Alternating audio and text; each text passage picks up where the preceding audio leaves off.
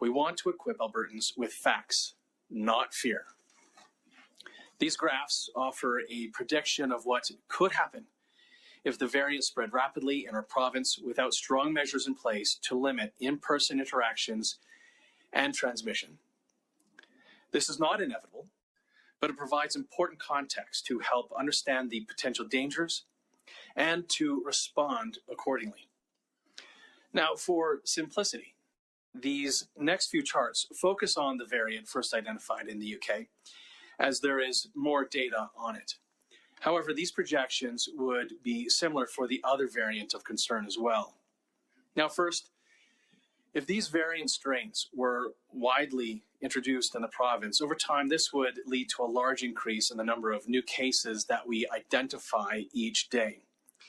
This chart here illustrates that increased infection rate, or what that increased infection rate would look like over 6 weeks. Here, the dark blue line represents the COVID-19 strain that we've seen in Alberta, and the light blue line represents the new variant. So in this example, imagine we start with 250 total active cases in the province and no health measures in place.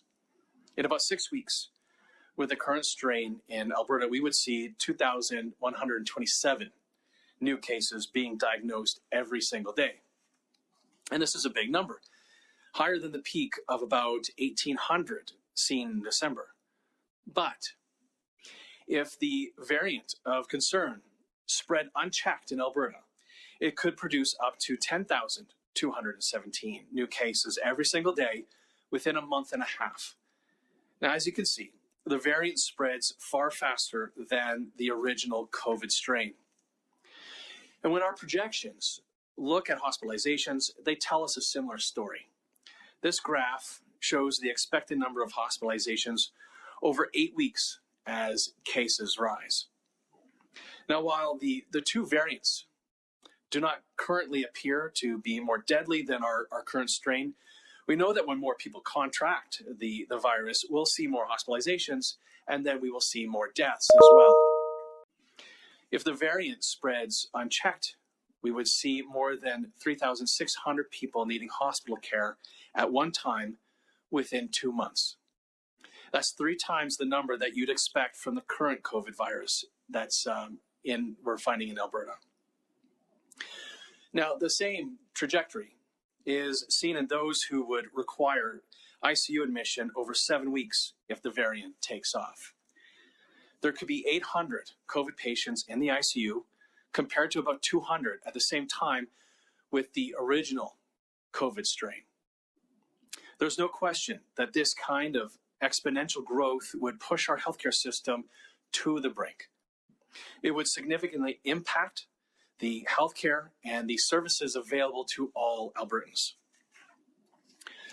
And now I recognize that this information may be worrying, so it's important to stress that these projections are only one glimpse of what could happen. They show a scenario where Alberta has no health measures in place to limit transmission. That's the projections that we're showing here. If there were no health measures, what would the spread look like throughout Alberta? They show what would happen if we did not take steps to identify variant cases and to stop their spread in the community. These variants are a challenge that all jurisdictions in the world must now face. But the good news is that there are steps that we are taking to effectively contain these new variants and to prevent community spread.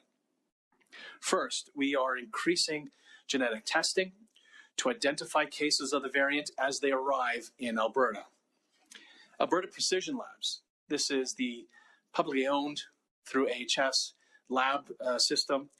APL, Alberta Precision Labs, is enhancing their capacity to do genetic analysis on samples. And the lab anticipates being able to fully sequence 400 samples per week by next week. We're also expanding our rapid screening capacity for mutations of concern. We're targeting having the capacity to screen 300 samples a day by next week.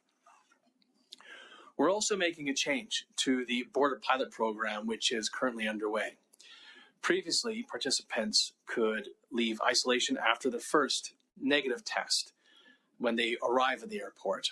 provided that they sought a second test around day 6 or day 7. Effective immediately, participants must remain in isolation until their second negative test comes back. If either of these comes back positive, that person must isolate for the full 14 days. Now, all of the samples will be analyzed for the UK and South African variants if they test positive through the Border Pilot Project, one of the many benefits that we have through this Border Pilot Project. Travelers currently in the program who have not received the results of their second test must return to quarantine immediately. Last, we are being cautious in lifting the public health measures in place. Albertans have done a phenomenal job in slowing the spread over the last few weeks. Our numbers, while still high, have come down. Things are looking up, and many Albertans are wondering when we can relax the current restrictions.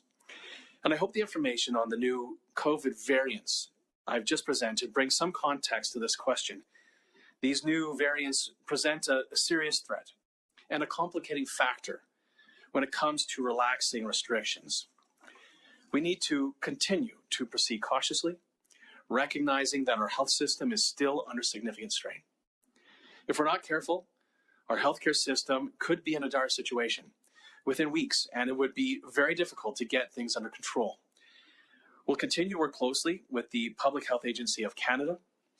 We're closely following the latest research and developments from around the world to make sure that we stay on top of the new variants. To keep Albertans informed, we'll start posting weekly updates on the variants identified here in the province. And I know that news of these variants, especially given the higher rate of transmission, is distressing.